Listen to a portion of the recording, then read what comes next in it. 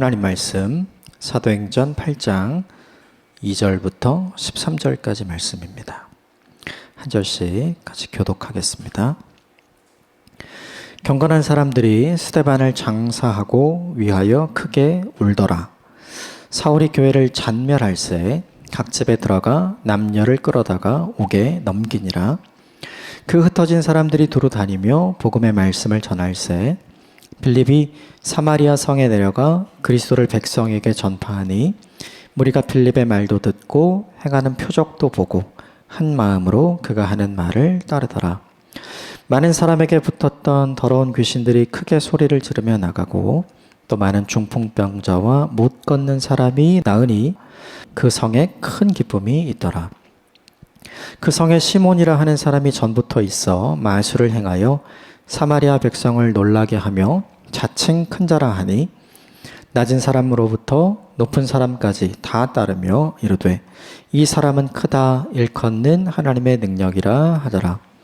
오랫동안 그 마술에 놀랐으므로 그들이 따르더니 빌립이 하나님 나라와 및 예수 그리스도의 이름에 관하여 전도함을 그들이 믿고 남녀가 다 세례를 받으니 시몬도 믿고 세례를 받은 후 전심으로 빌립을 따라다니며 그 나타나는 표적과 큰 능력을 보고 놀라니라. 아멘. 이것은 하나님의 말씀입니다. 어제 본문에 스데반이 결국 순교하게 되었죠. 스데반의 순교의 끝에 보여준 모습은 예수님께서 십자가에서 보여주셨던 모습이었죠.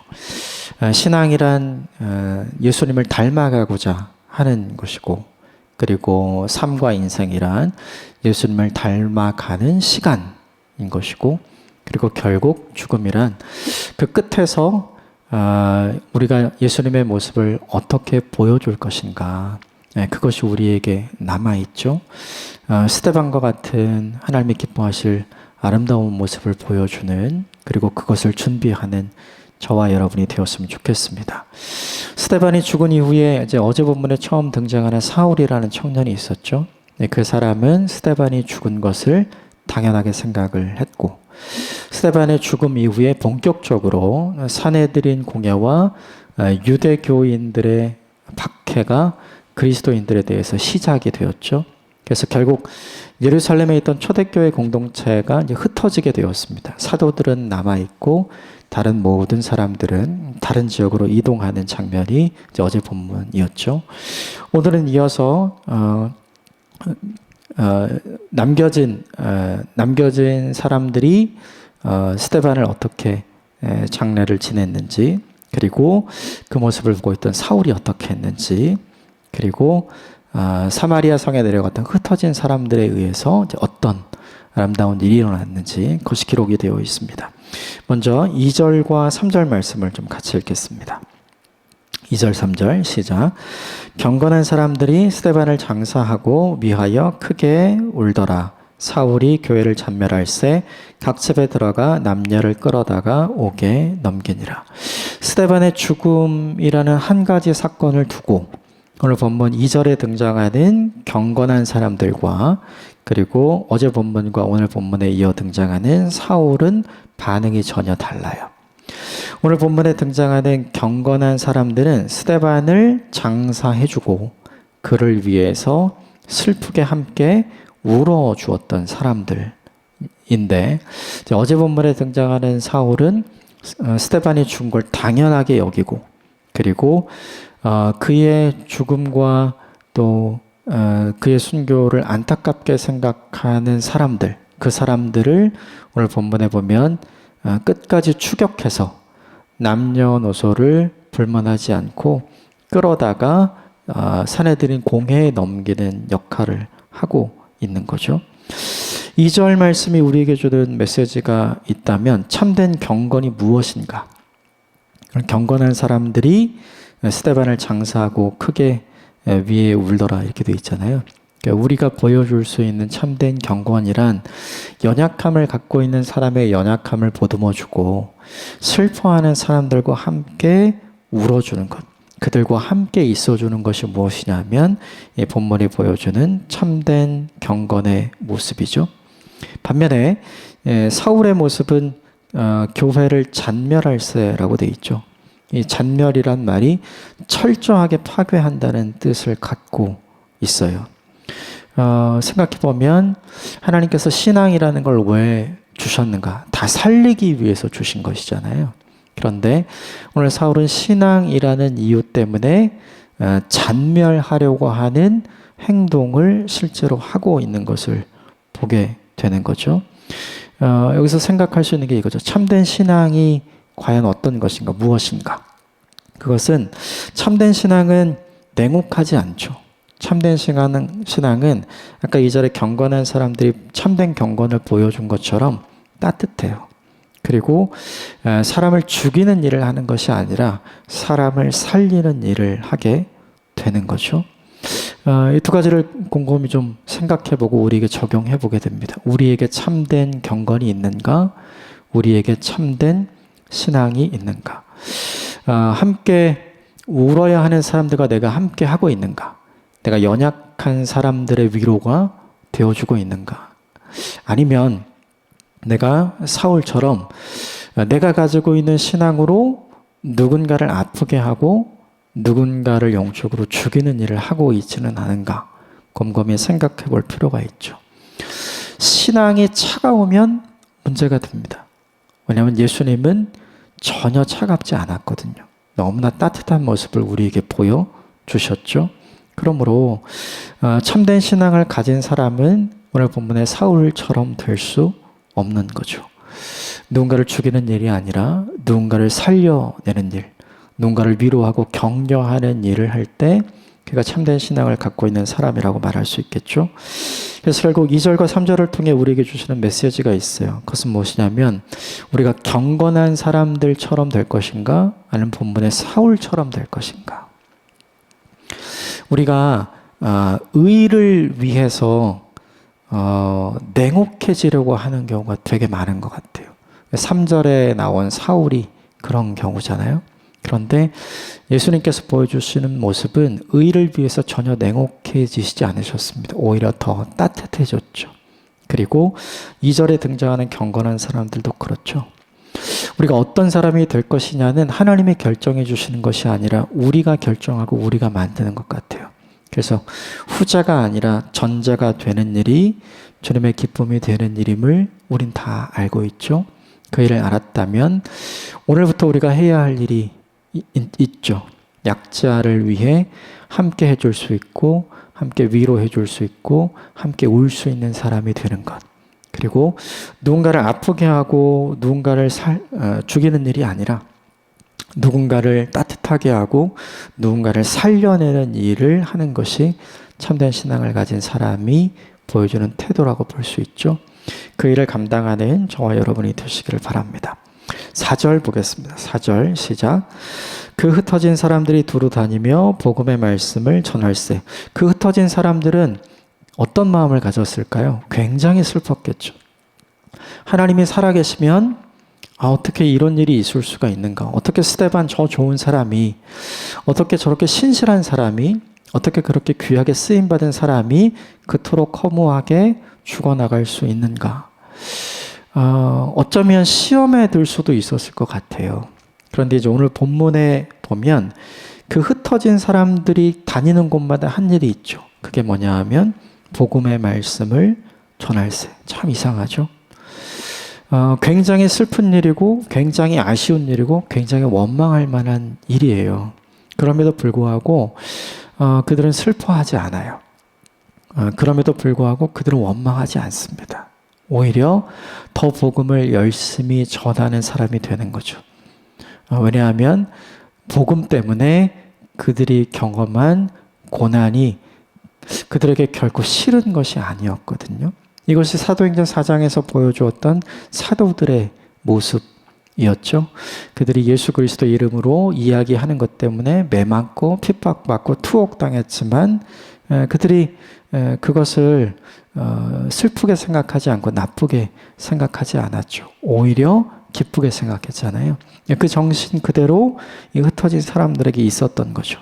그래서 그들이 어떻게 하냐면 복음의 말씀을 전하는 사람이 되었어요.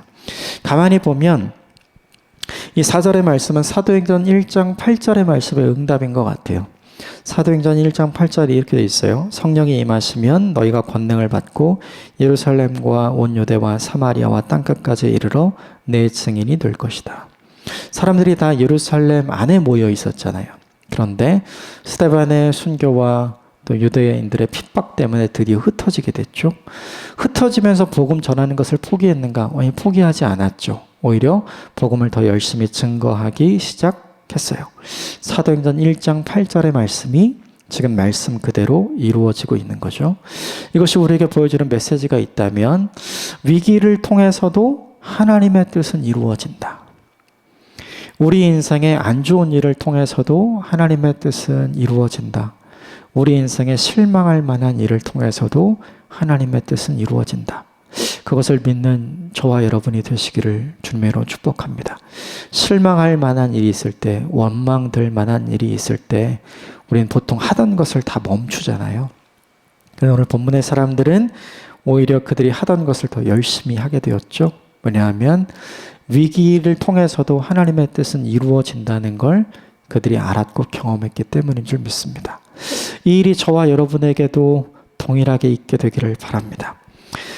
흩어진 사람들 중에 빌립에 대한 이야기가 등장을 하는데 5절부터 7절까지 같이 읽겠습니다. 시작.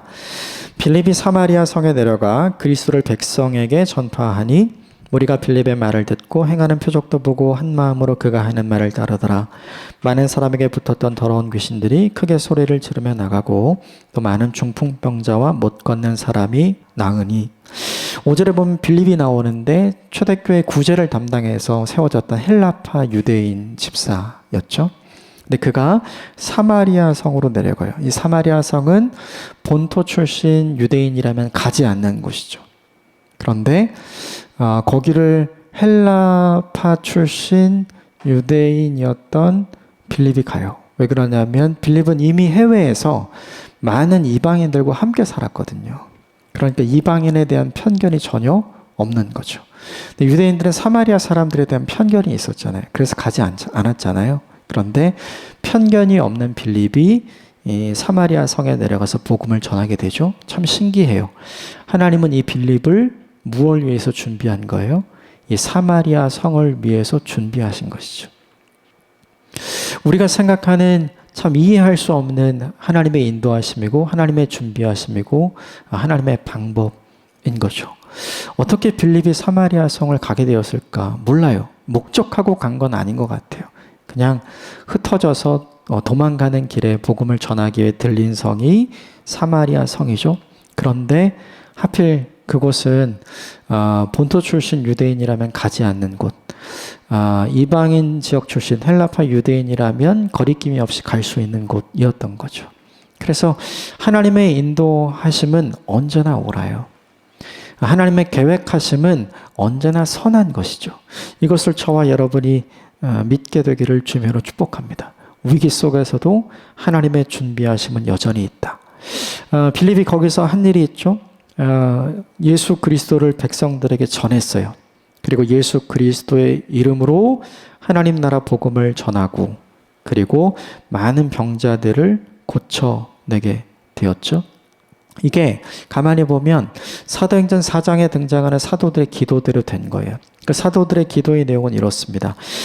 우리의 위협을 굽어보시고 그리고 하나님의 말씀을 담대히 전하게 하시고 예수 그리스도의 이름으로 표적과 기사가 나타나게 해주십시오. 정말 위협이 있었잖아요. 그렇죠? 근데 위협이 사라진 게 아니잖아요. 여전히 있어요. 그럼에도 불구하고 하나님 말씀, 예수님이 그리스도 되심을 담대히 전하게 되었고 그리고 그가 전하면서 예수 그리스도의 이름으로 많은 기사와 표적을 일으키게 된 거죠. 그러니까 5절부터 7절까지의 말씀을 이렇게 살펴보면 사도들이 기도한 대로 그대로 이루어진 거예요. 이것이 우리에게 주는 메시지가 있다면 우리의 기도 또 우리의 기도의 방향은 하나님이 듣고 반드시 이루어 주신다. 우리의 기도는 공허한 공기의 울림이나 메아리가 아니다. 우리의 기도는 하나님이 들어주시는 간구이고 기도 제목이고 음성이다. 하나님께서 우리의 기도를 들으시고 반드시 신실하게 응답하신다. 그래서 우리가 계속해서 하던 기도 멈추지 않고 했으면 좋겠어요. 사도들이 기도했던 것처럼 자신들을 위해서 기도하지 않고 하나님의 나라와 의를 위해서 기도했잖아요. 우리도 우리의 기도 영역을 조금 더 넓히고 깊게 만들어서 하나님 나라와 의를 위하여 기도할 때 하나님께서 그것을 반드시 들어 응답해 주시는 것을 경험하는 저와 여러분이 되었으면 좋겠습니다. 이 일을 통해서 사마리아 성에 일어난 게 있어요. 8절 같이 보겠습니다. 시작. 그 성에 큰 기쁨이 있더라. 박해받아서 박해를 피해가는 사람에게 무슨 기쁨이 있었을까요? 가장 사랑하는 동역자였던 스데반을 잃은 빌립이잖아요. 그러니까 빌립의 마음과 빌립의 슬픔은 다른 사람의 마음과 슬픔보다 훨씬 더 크고 아팠을 가능성이 굉장히 높아요. 그런데 오늘 본문은 반전의 역사를 기록하죠. 그 빌립 때문에 사마리아 성에 큰 기쁨이 임했다. 성도와 교회가 어떤 사람인가를 곰곰이 생각해 볼 수 있죠.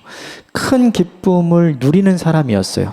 빌립과 스데반도 예루살렘에서 하나님 주신 큰 은혜를 누렸던 사람이잖아요. 그런데 그가 무엇으로 바뀌었냐 하면 큰 아픔을 경험하는 사람으로 바뀌었죠. 하나님이 주시는 큰 은혜도 있었지만 하나님이 허락하신 아픔도 있었고 슬픔도 있었고 사랑하는 동료를 잃은 고난도 있었어요. 근데 거기서 멈추지 않습니다. 오히려 아픔도 있고 고난도 있었던 이 사람을 통해서 큰 기쁨을 만드는 사람으로 하나님께서 만들어 가셨죠. 성도의 인생은 하나님께서 우리에게 보여주시는 반전의 역사로 채워집니다. 그러므로 지금 내게 아픔이 있고 슬픔이 있고 고난이 있고 낙심이 있는 삶이 펼쳐진다 하더라도 낙심하지 말고 근심하지 말고 염려하지 않았으면 좋겠습니다. 그랬던 우리를 하나님께서 사용하셔서 누군가에게 큰 하나님의 기쁨을 전달하는 통로로 귀하게 사용하실 줄 믿습니다. 그 중에 그렇게 큰 기쁨의 통로로 쓰임받았던 결과 중에 하나가 시몬인데 그 시몬의 이야기가 9절부터 13절까지 등장을 합니다. 먼저 9절부터 11절까지 같이 읽겠습니다. 시작. 그 성에 시몬이라 하는 사람이 전부터 있어 마술을 행하여 사마리아 백성을 놀라게 하며 자칭 큰 자라 하더니 낮은 사람부터 높은 사람까지 다 따르며 이르되 이 사람은 크다 일컫는 하나님의 능력이라 하더라. 오랫동안 그 마술에 놀랐으므로 그들이 따르니 시몬이 가지고 있는 4가지 특징이 나오는데 첫 번째, 그는 스스로 큰 자로 자랑하는 사람이었고요. 두 번째는 추종자들이 많은 사람이었고, 세 번째는 사람들이 하나님의 능력으로 불릴 만큼 아주 기상천외한 마술적인 능력을 갖고 있는 사람이었고요. 네 번째는 그것이 오랫동안 유지돼서 사람들을 속일 수 있는 사람이었던 거죠. 그런데 오늘 무엇이 나타났냐면 진짜가 나타났죠. 12절 같이 읽읍시다. 시작. 빌립이 하나님 나라와 및 예수 그리스도의 이름에 관하여 전도함을 그들이 믿고 남녀가 다 세례를 받으니, 빌립이라고 하는 진짜 하나님의 사람, 진짜 하나님의 능력을 아름답게 보여주는 사람이 나타났어요. 그랬더니 시몬이 바뀌게 되죠. 이게 보여주는 게 뭐냐면 가짜는 진짜를 알아봐요. 그리고 가짜는 유통기한이 있어요. 진짜가 드러나기 전까지. 진짜가 나타나니까 시몬이 바뀌기 시작하죠. 13절 마지막 같이 보겠습니다. 시작. 시몬도 믿고 세례를 받은 후에 전심으로 빌립을 따라다니며 그 나타나는 표적과 능력을 보고 놀라니라. 13절에서 중요한 게 시몬도 스스로 믿고, 이게 되게 중요해요. 스스로 믿겠다고 한 거예요. 그리고 스스로 세례 받겠다고 합니다. 그가 바뀌었어요. 자칭 큰 자였고 사람이 많이 따르는 추종자들이 많았고, 사람들이 이야기하기를 저 사람은 하나님의 사람이야, 하나님의 능력을 사용하는 사람이야, 오랫동안 사람들을 속여왔던 사람이에요. 사람들로부터 존경받고 사랑받는 사람인 거죠. 그런데 그가 진짜 하나님의 능력을 만나고 진짜 예수 그리스도의 은혜를 경험하고 그가 바뀌니까 그를 따르는 많은 사람들이 어땠을까요? 자연스럽게 그를 따라서 회심하고 개종하는 역사가 있었겠죠. 그러니까 사마리아 성에 있었던 큰 기쁨이 어떻게 일어난지를 보여주는 세부 내용이라고 볼 수 있죠. 이 본문에서 중요한 것이 있어요. 그것은 뭐냐면 오늘 본문에 등장하는 시몬의 영향력보다 복음의 영향력이 훨씬 더 크다는 거예요. 사람이 사람에게 줄 수 있는 영향력보다 하나님이 사람에게 줄 수 있는 영향력이 훨씬 크다. 그러니까 사람이 사람에게 줄 수 있는 영향력이 가짜라고 한다면 하나님이 사람에게 주시는 영향력이 진짜 영역에 해당을 하겠죠. 이 진짜가 드러나기 전까지는 가짜가 유효하겠지만 이 진짜가 사람들에게 드러나자 가짜가 모두 사라지는 역사가 이 본문에서 있었던 거죠. 결국 이것이 우리에게 보여주게 돼요. 우린 다 영향력을 갖고 싶어 하잖아요. 그런데 우리가 진짜 가져야 될 영향력은 내 영향력이 아니라 하나님의 영향력인 줄 믿습니다. 하나님의 영향력을 어떻게 갖는가? 오늘 본문 12절이 보여주죠. 하나님 나라에 대해서 예수 그리스도의 이름에 관해서 말하는 사람, 그 사람에게 하나님의 영향력이 임하는 거죠. 우리가 어디 있든지 무엇을 하든지 누구와 함께 있든지 예수 그리스도 그 이름의 능력을 전하는 하나님의 사람이 되시길 주님으로 축복합니다. 그래서 내 영향력으로 인생을 살아가는 사람이 아니라 하나님의 영향력으로 인생을 살아가는 저와 여러분이 되시기를 주님의 이름으로 축복합니다. 함께 기도하겠습니다.